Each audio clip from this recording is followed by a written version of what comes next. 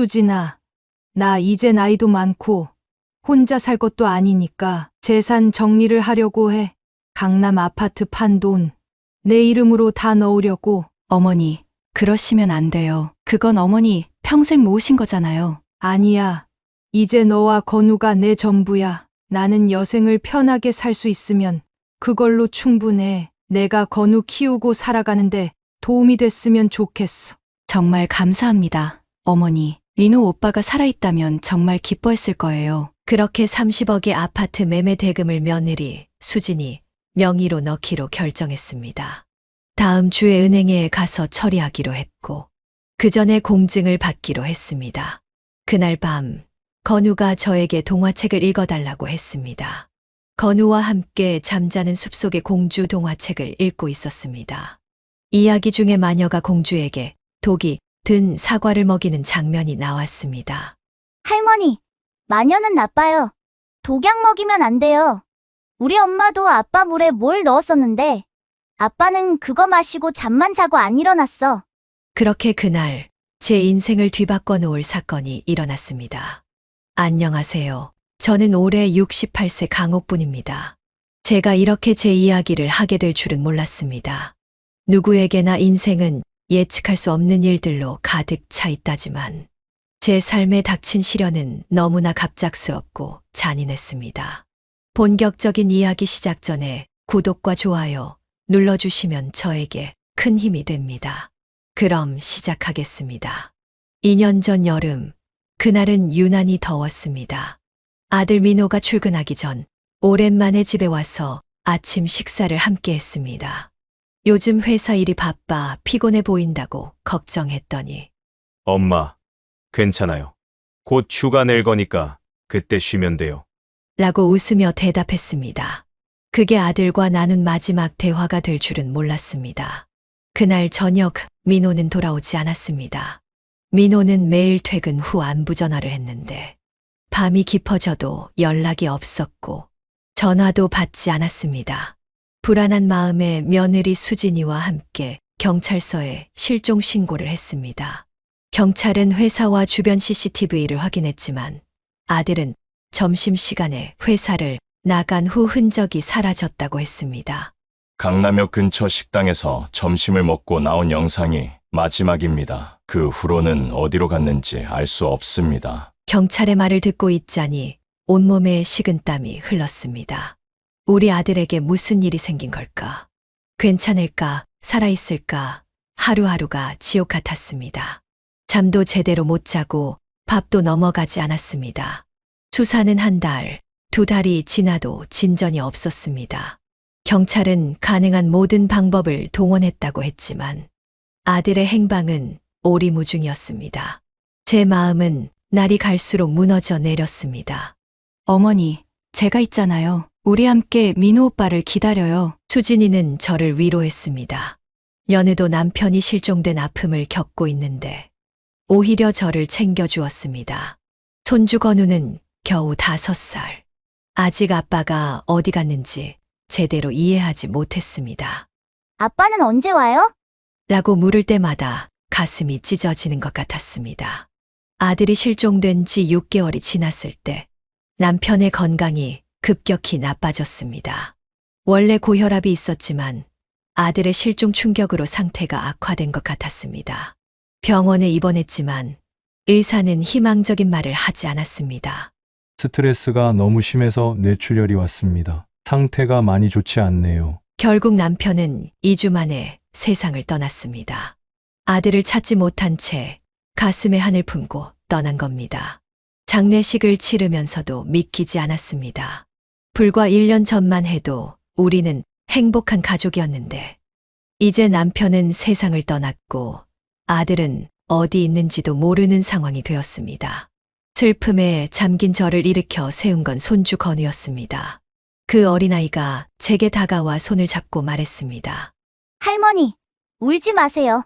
건우가 할머니랑 같이 있을게요. 그 말에 저는 정신을 차렸습니다. 그리고 며느리 수진이도. 이제 그들이 제 유일한 가족이었습니다. 남편이 떠난 후 저는 강남에 있는 아파트에 혼자 살게 되었습니다. 남편이 떠나고 아들을 잃은 후 저의 일상은 완전히 바뀌었습니다. 매일 아침 눈을 뜨면 텅 빈 집안이 저를 반겼습니다. 널찍한 거실, 깨끗이 정돈된 주방, 먼지 하나 없는 침실. 하지만 그 어디에도 생기는 없었습니다. 그저 적막함만이 가득했죠. 아침 식사는 대충 빵 한 조각으로 때우거나 아예 건너뛰기 일쑤였습니다. 밥을 차려 먹는 일이 무의미하게 느껴졌으니까요.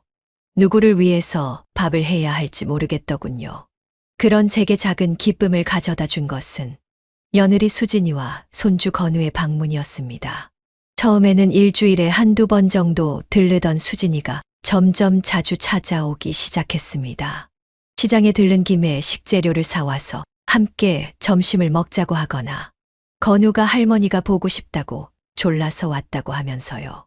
어머니, 오늘은 건우가 만든 그림이에요. 할머니한테 꼭 보여드리고 싶다고 하더라고요. 건우가 유치원에서 그린 그림을 보여주며 수진이가 말했습니다. 그림 속에는 세 사람이 손을 잡고 있었습니다. 할머니, 건우, 엄마라고 삐뚤빼뚤하게 적혀 있었죠. 그림을 보는 순간 가슴이 뭉클해졌습니다. 어린 손주의 마음속에 제가 중요한 사람으로 자리 잡고 있다는 사실이 너무나 감사했습니다. 수진이는 점점 더 자주 오면서 집안일도 도와주기 시작했습니다. 빨래를 개고 설거지를 하고 청소를 하면서 말이죠. 처음에는 미안하고 부담스러웠지만 수진이는 오히려 자기가 위로받는다고 했습니다. 어머니, 제가 집에만 있으면 오빠 생각에 너무 힘들어요. 여기 와서 어머니랑 이야기하고 집안일 하는 게 오히려 저한테 도움이 돼요. 건우도 할머니 집에 오는 걸 너무 좋아하고요. 그 말을 듣고 보니 저도 수진이와 건우가 찾아올 때만 정신이 번쩍 들고 활기를 찾는 것 같았습니다. 마음을 나눌 사람이 있다는 건 정말 큰 위안이었습니다. 특히 같은 사람을, 같은 아픔을 공유하는 사람이니까요. 수진이는 제게 정말 며느리라기보다는 친딸 같았습니다. 아들을 잃은 슬픔 속에서도 저를 챙기고 건우를 훌륭하게 키우는 모습에 항상 감사했습니다. 특히 남편 장례식 때 보여준 효심은 잊을 수 없었습니다. 자기도 남편을 잃은 상황에서도 장례 준비부터 문상객 접대까지 모든 것을 도맡아 했으니까요. 수진아, 정말 고마워. 너 없었으면 난 어떻게 살았을지 모르겠다. 어머니, 무슨 말씀이세요? 우린 가족이잖아요. 민호 오빠가 없으니 제가 더 잘해야죠. 점점 수진이와 건우는 제 삶의 중심이 되어갔습니다. 그들이 오지 않는 날이면 하루가 무척이나 길게 느껴졌고, 오는 날이면 아침부터 설레어 장을 보고 맛있는 음식을 준비하곤 했습니다. 특히 건우가 좋아하는 떡갈비와 수진이가 좋아하는 된장찌개를 자주 해주었습니다. 어느 날 수진이가 조심스럽게 제안을 했습니다. 어머니, 한 가지 말씀드려도 될까요? 그래.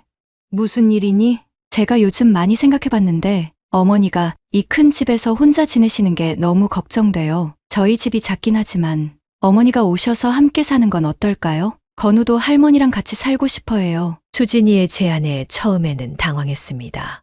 물론 혼자 사는 것이 외롭고 힘들었지만 평생 살아온 집을 떠난다는 것은 또 다른 결정이었으니까요.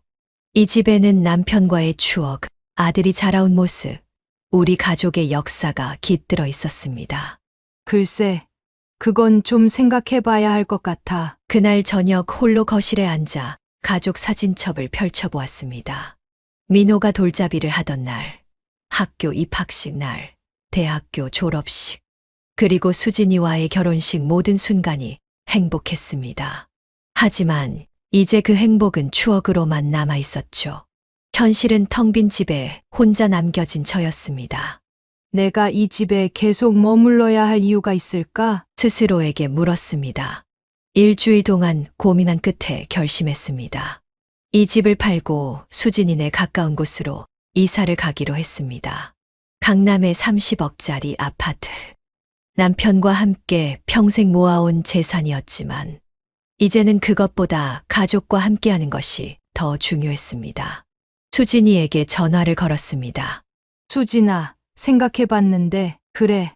너희 가까이로 갈게. 전화기 너머로 수진이의 기쁨에 찬 목소리가 들려왔습니다.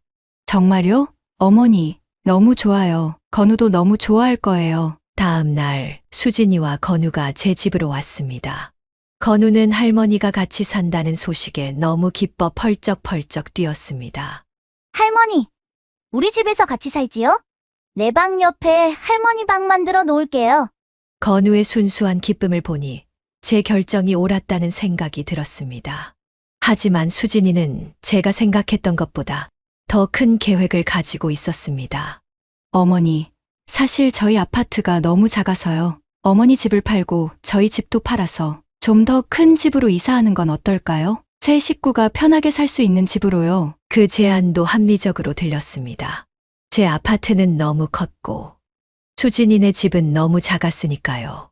중간 크기의 집으로 함께 이사하는 것이 좋은 방법처럼 보였습니다. 그렇게 부동산 중개사를 통해 제 집을 내놓았고 한 달도 채 지나지 않아 매수자가 나타났습니다. 30억에 가까운 금액에 거래가 성사되었습니다. 동시에 수진이네 집도 매물로 내놓았고 우리는 함께 새 집을 알아보기 시작했습니다. 부동산을 돌아다니며 집을 보는 동안 건우는 항상 제 손을 꼭 잡고 다녔습니다. 할머니, 이 집 좋아요? 저는 마당 있는 집이 좋아요. 그래. 건우가 뛰어놀 수 있는 마당이 있으면 좋겠지. 여러 집을 본 끝에 우리는 마당이 있는 전원주택을 찾았습니다. 강남에서 조금 떨어진 곳이었지만 환경이 너무 좋았습니다. 신선한 공기, 넓은 마당, 그리고 조용한 동네. 건우가 자라기에 정말 좋은 곳이었습니다. 집을 계약하고 이사 날짜를 정하면서 수진이가 조심스럽게 이야기를 꺼냈습니다. 어머니, 한 가지 제안이 있는데요. 새 집은 제 이름으로 해도 될까요? 나중에 건우한테 상속할 때 세금 문제도 있고 어머니 건강도 있으니까요. 잠시 생각했습니다. 물론 이 나이에 재산 관리에 대한 걱정이 있었고 언젠가는 건우에게 모든 것을 물려주고 싶었습니다. 하지만 명의를 완전히 넘기는 것은 쉬운 결정이 아니었습니다. 그건 좀 더 생각해 봐야겠다. 수진이는 서두르지 않았습니다. 물론이에요. 어머니, 천천히 생각해 보세요. 저는 어머니가 편하신 대로 하시길 바랄 뿐이에요. 이사를 준비하는 동안 수진이는 매일같이 와서 짐을 싸는 것을 도와주었습니다. 30년이 넘게 모아온 살림살이를 정리하는 일은 쉽지 않았습니다. 각각의 물건에는 추억이 담겨 있었고 그것들을 버리거나 정리하는 것은 마치 지난 시간과의 이별 같았습니다. 어머니, 살림살이가 정말 많네요. 버리기 아까운 것들은 다 가져가세요. 우리 집이 좀 작아도 다 놓을 수 있을 거예요. 수진이의 따뜻한 말 한마디에 마음이 녹았습니다. 정말 딸 같은 며느리였습니다. 새 집으로 이사를 준비하던 날이었습니다. 제 집은 이미 팔린 상태였고 새 집으로 들어가기 전까지 수진이네 집에서 함께 지내기로 했습니다. 이사 날짜가 다가오자 설렘과 함께 약간의 불안함도 있었습니다. 여태까지 살아오면서 남의 집에 들어가 사는 건 처음이었으니까요. 비록 며느리 집이지만 새로운 환경에 적응할 수 있을지 걱정되었습니다. 하지만 수진이는 그런 제 마음을 읽은 듯 침실과 거실, 작은 주방까지 갖춘 독립된 공간을 제게 내어주었습니다. 어머니, 여기는 어머니만의 공간이에요. 편하게 지내세요. 정말 기쁘고 감동적이었습니다. 그날 밤 오랜만에 편안한 마음으로 잠들었습니다. 비록 아들은 없지만 손주와 며느리와 함께라면 남은 인생을 행복하게 살 수 있을 것 같았습니다. 수진이네 집에서 지내던 어느 날 저는 중요한 결정을 내렸습니다. 수진이와 건우를 거실에 앉혀놓고 진지한 이야기를 꺼냈습니다. 수진아, 나 이제 나이도 많고 혼자 살 것도 아니니까 재산 정리를 하려고 해. 강남 아파트 판 돈 내 이름으로 다 넣으려고. 수진이는 깜짝 놀란 표정이었습니다. 어머니, 그러시면 안 돼요. 그건 어머니 평생 모으신 거잖아요. 아니야. 이제 너와 건우가 내 전부야. 나는 여생을 편하게 살 수 있으면 그걸로 충분해. 내가 건우 키우고 살아가는데 도움이 됐으면 좋겠어. 수진이는 한참을 망설이다가 눈물을 글썽이며 말했습니다. 정말 감사합니다. 어머니, 민호 오빠가 살아있다면 정말 기뻐했을 거예요. 그렇게 30억의 아파트 매매 대금을 수진이 명의로 넣기로 결정했습니다. 다음 주에 은행에 가서 처리하기로 했고, 그 전에 공증을 받기로 했습니다. 그날 밤, 건우가 저에게 동화책을 읽어달라고 했습니다. 손주와 함께하는 시간은 언제나 행복했습니다. 특히 잠들기 전 동화책을 읽어주는 시간은 제가 가장 좋아하는 시간이었습니다. 그런데 그날 제 인생을 뒤바꿔 놓을 사건이 일어났습니다. 건우와 함께 잠자는 숲속의 공주 동화책을 읽고 있었습니다. 이야기 중에 마녀가 공주에게 독이 든 사과를 먹이는 장면이 나왔습니다. 할머니, 마녀는 나빠요. 독약 먹이면 안 돼요.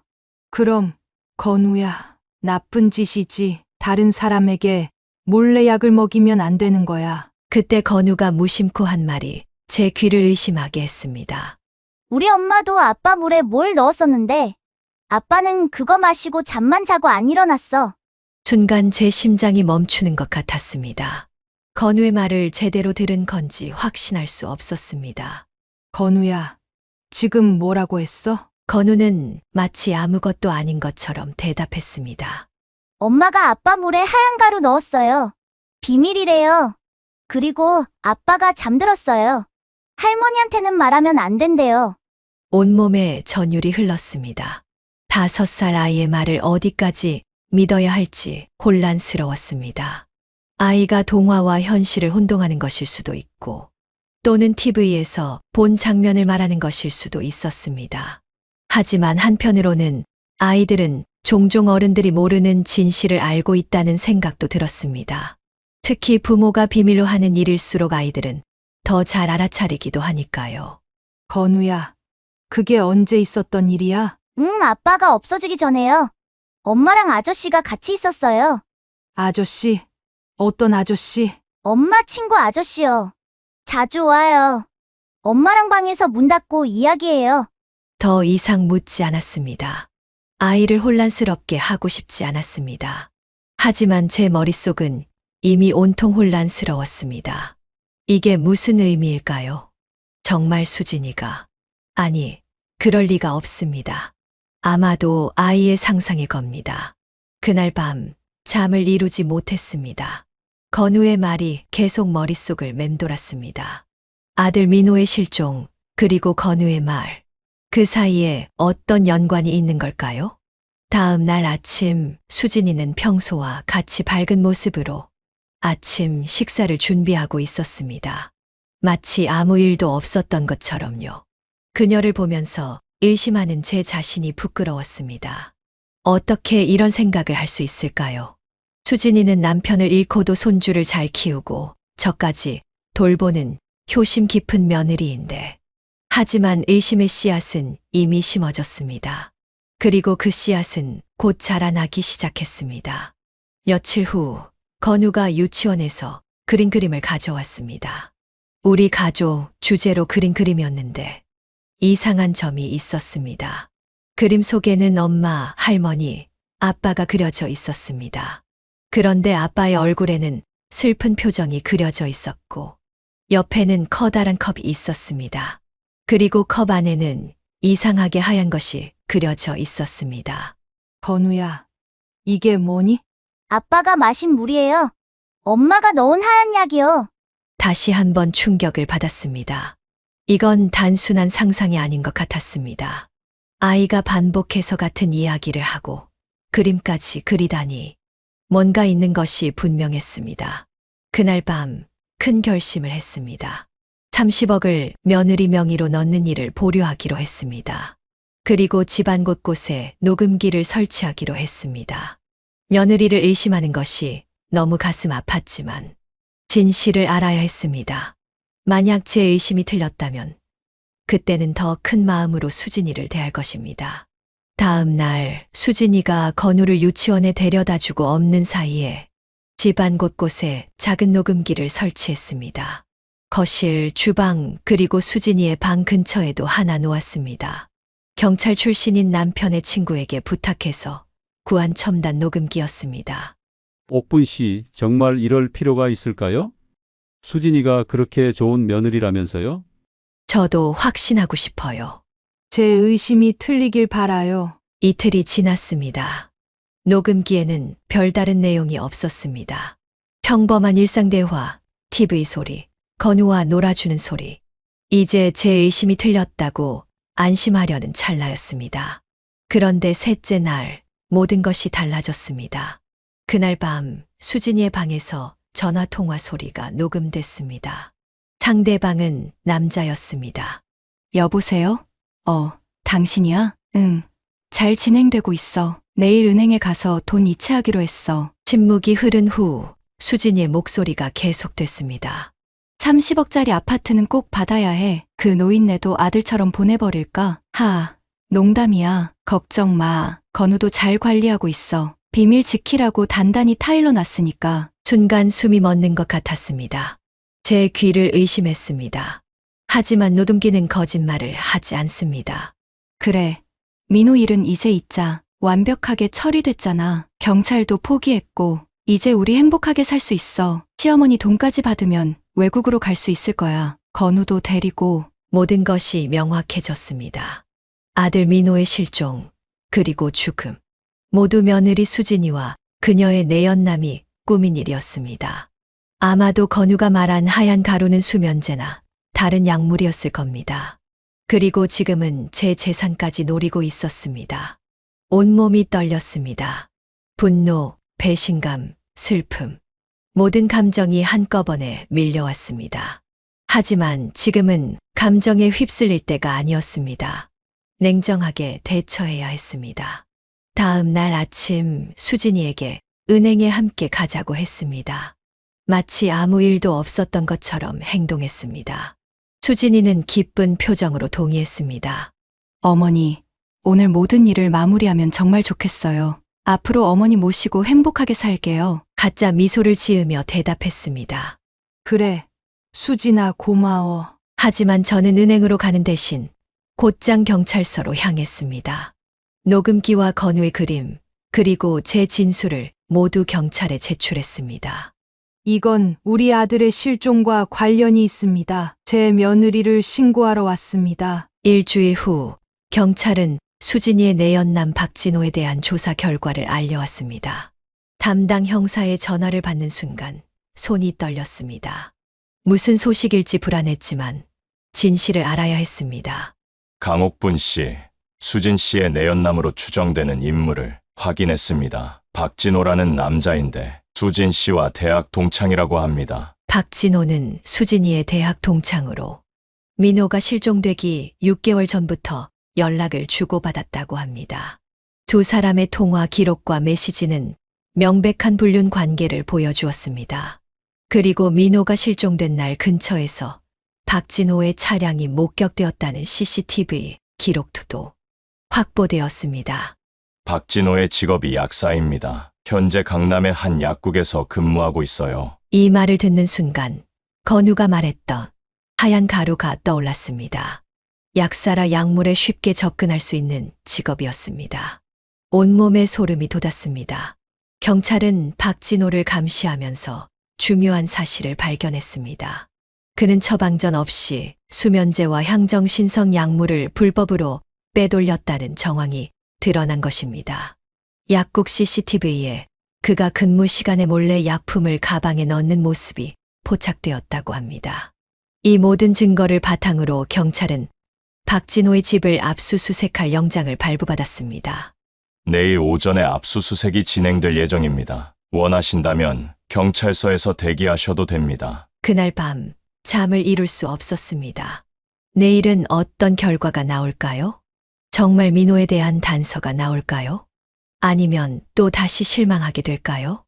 2년 동안 희망과 실망을 반복하며 살아왔기에 너무 큰 기대를 하지 않으려 했지만 마음은 이미 초조함으로 가득 찼습니다. 다음 날 아침 일찍 경찰서로 향했습니다. 건우는 이웃 할머니께 부탁하여 돌봐주시기로 했습니다. 경찰서에 도착했을 때 정영철 씨가 이미 와 있었습니다. 옥분 씨 걱정 마세요. 오늘 좋은 결과가 있을 겁니다. 저는 수색 당일 경찰서에서 기다렸습니다. 온종일 초조하게 결과를 기다리며 시간이 어떻게 가는지도 모르겠더군요. 창밖을 바라보며 아들 민호를 생각했습니다. 민호야, 오늘은 진실이 밝혀질까? 내가 어디 있는지 알 수 있을까? 오후 3시경 마침내 담당 형사가 들어왔습니다. 그의 표정만 봐도 중요한 증거를 발견했다는 것을 알 수 있었습니다. 긴장된 마음으로 형사의 말을 기다렸습니다. 강옥분 씨, 중요한 증거를 발견했습니다. 형사는 태블릿을 꺼내 증거 사진을 보여주었습니다. 처음 보이는 것은 박진호의 집 내부 사진이었습니다. 그리고 다음 사진에서 저는 숨이 멎는 것 같았습니다. 박진호의 집 냉장고에서 아들 민호의 유품들이 발견된 것입니다. 지갑, 시계, 그리고 민호의 휴대폰까지. 그것도 비닐봉지에 정성스럽게 쌓여 있었습니다. 이건 정말 민호 물건이 맞아요. 손이 떨리며 태블릿을 가리켰습니다. 민호의 지갑은 제가 생일 선물로 준 것이었고, 시계는 대학 졸업 때 남편이 선물한 것이었습니다. 의심의 여지가 없었습니다. 더 끔찍한 것은 그 집 냉장고에서 발견된 약물들이었습니다. 작은 유리병에 담긴 하얀 가루들과 알약들이 라벨과 함께 정리되어 있었습니다. 법의학 검사 결과 그것은 강력한 수면제와 독성 물질이었습니다. 이 약물들은 과다 복용하면 사망에 이를 수 있는 것들입니다. 특히 이 약은 물에 타면 맛이나 색이 거의 나타나지 않습니다. 민규의 말이 다시 귓가에 울렸습니다. 엄마가 아빠 물에 하얀 가루 넣었어요. 정확히 들어맞는 이야기였습니다. 그리고 박진호의 컴퓨터에서 한강 지도와 특정 구역을 표시한 파일도 발견됐습니다. 이 지역은 물살이 새고 깊은 곳이라 한번 들어가면 빠져나오기 어렵습니다. 형사는 계속해서 발견된 증거들을 설명했습니다.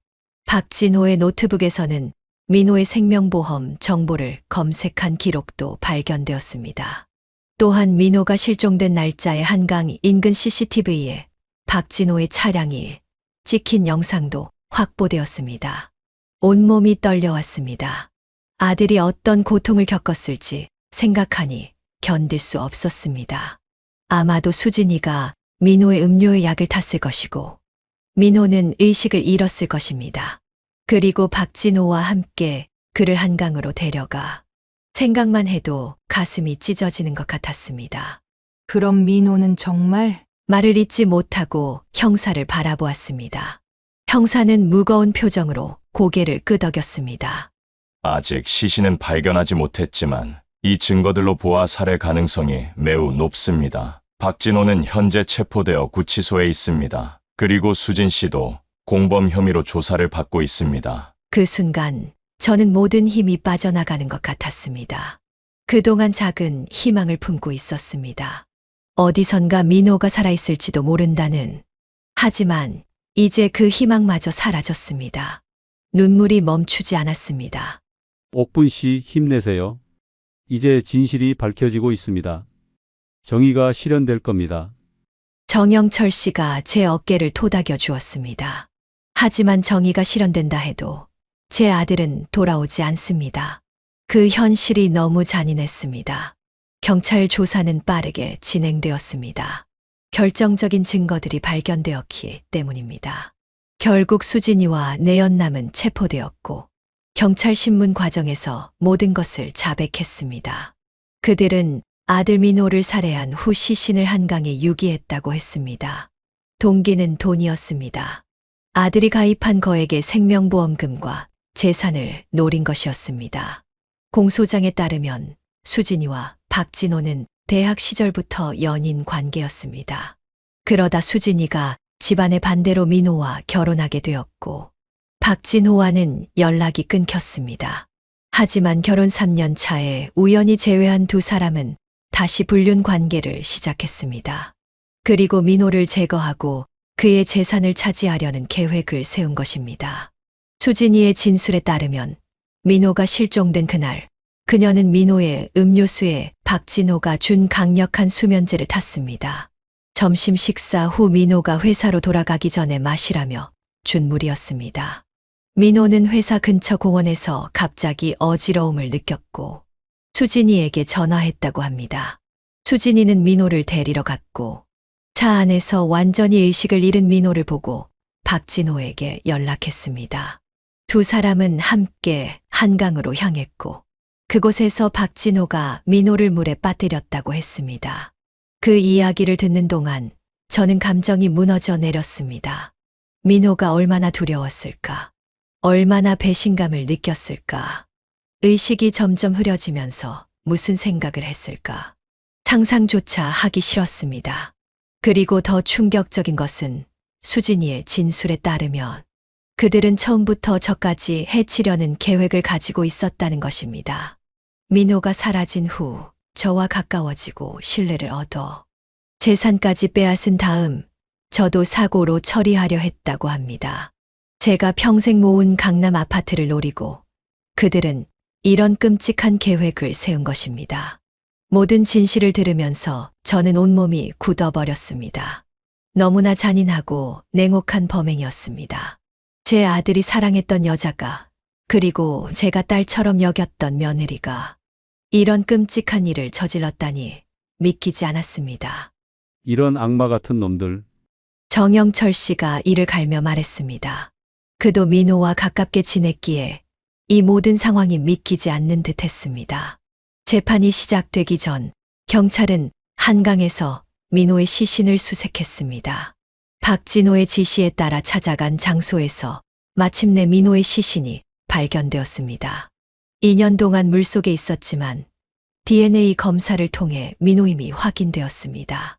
아들의 시신을 확인하러 가던 날 다리가 떨려 제대로 걸을 수가 없었습니다. 정영철 씨가 제 팔을 붙잡고 함께 갔습니다. 법의학 연구소에 도착해 민호의 유해를 확인하는 순간 저는 그 자리에 쓰러져 실신했습니다. 깨어났을 때는 병원 침대에 누워 있었습니다. 옥분 씨 정신이 드세요? 괜찮으세요? 정영철 씨가 걱정스러운 표정으로 물었습니다. 저는 고개만 끄덕였습니다. 말이 나오지 않았습니다. 지난 2년간 희망을 버리지 않았던 제 마음이 완전히 무너져 내렸습니다. 장례식을 치르는 날 하늘도 울었습니다. 비가 내리는 가운데 저는 아들의 마지막을 배웅했습니다. 손주 민규는 아직 무슨 일이 일어났는지 완전히 이해하지 못했지만 아빠의 관 앞에서 계속 울었습니다. 아빠, 일어나요. 함께 집에 가요. 민규의 그 말을 들으니 가슴이 찢어지는 것 같았습니다. 어떻게 이 어린아이에게 아빠가 다시는 돌아오지 않는다는 사실을 이해시킬 수 있을까요? 민규를 품에 안고 함께 울었습니다. 우리의 슬픔을 이해하듯 비는 계속 내렸습니다. 장례식을 마치고 강남의 30억짜리 아파트를 판 돈의 일부로 조용한 교회에 작은 집을 샀습니다. 건우가 자라기 좋은 환경이었습니다. 그리고 나머지는 건우의 미래를 위해 신탁 계좌에 보관했습니다. 재판이 모두 끝나고 수진이가 감옥에 간 후 저는 건우의 법적 보호자가 되었습니다. 어린 손주를 키우는 것은 결코 쉬운 일이 아니었습니다. 제 나이 68세에 다시 엄마가 되어야 한다는 것은 큰 도전이었습니다. 하지만 건우를 위해서라면 어떤 어려움도 감수할 각오가 되어 있었습니다. 새 집으로 이사한 날 건우가 물었습니다. 할머니, 우리 이제 여기서 살아요? 그래, 건우야. 이제 여기가 우리 집이야. 엄마는 안 와요? 엄마는 오랫동안 올 수 없을 거야. 하지만 할머니가 건우 곁에 항상 있을게. 건우의 눈에 눈물이 고였습니다. 저도 참을 수 없이 눈물이 났습니다. 우리는 서로를 꼭 안고 함께 울었습니다. 슬프지만 이것이 치유의 시작이라고 생각했습니다. 처음에는 건우가 많이 힘들어 했습니다. 밤에 자주 악몽을 꾸며 울면서 깨곤 했습니다. 아빠, 라고 부르짖으며 잠에서 깨는 모습을 볼 때마다 가슴이 미어졌습니다.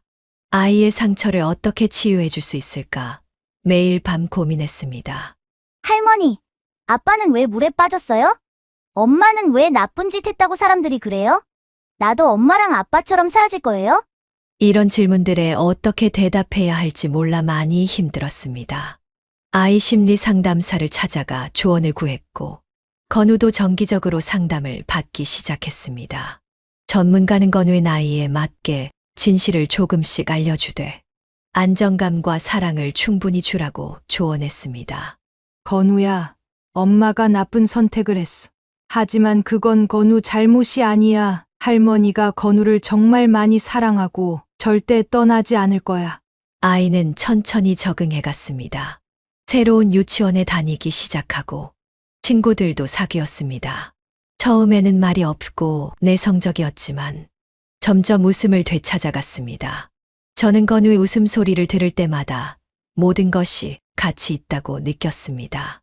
이사 온 지 6개월 정도 지났을 때 건우가 유치원에서 그린 그림을 가져왔습니다. 우리 가족이라는 주제였는데 이번에는 건우와 제가 손을 잡고 있는 그림이었습니다. 둘 다 웃고 있었고 태양이 밝게 빛나고 있었습니다. 할머니, 이거 우리예요. 할머니랑 건우. 정말 예쁘게 그렸네. 우리 정말 행복해 보인다. 응. 할머니랑 같이 있으면 행복해요. 그 말을 듣는 순간 모든 고통과 슬픔이 조금은 가벼워지는 느낌이었습니다. 우리는 앞으로도 많은 어려움을 겪겠지만 서로에게 의지하며 행복을 찾아갈 수 있을 것입니다. 시간이 흘러 건우는 초등학교에 입학했습니다. 첫 입학식 날, 다른 아이들은 모두 부모님과 함께 왔습니다. 건우는 제 손을 꼭 잡고 주변을 둘러보더니 물었습니다. 할머니, 다른 애들은 다 엄마 아빠랑 왔는데 말을 잇지 못하는 건우의 눈에 눈물이 고였습니다. 저는 손주의 손을 더 꼭 잡았습니다. 건우야, 할머니가 엄마 아빠 몫까지 건우를 사랑해. 우리 멋지게 입학식 하자. 그날 밤, 건우는 방에서 혼자 울고 있었습니다. 살며시 문을 열고 들어가 그의 등을 토닥여 주었습니다. 많이 슬펐구나. 할머니, 저는 왜 엄마 아빠가 없어요? 그 질문에 어떻게 대답해야 할지 한참을 고민했습니다. 이제 건우는 조금씩 상황을 이해할 나이였습니다.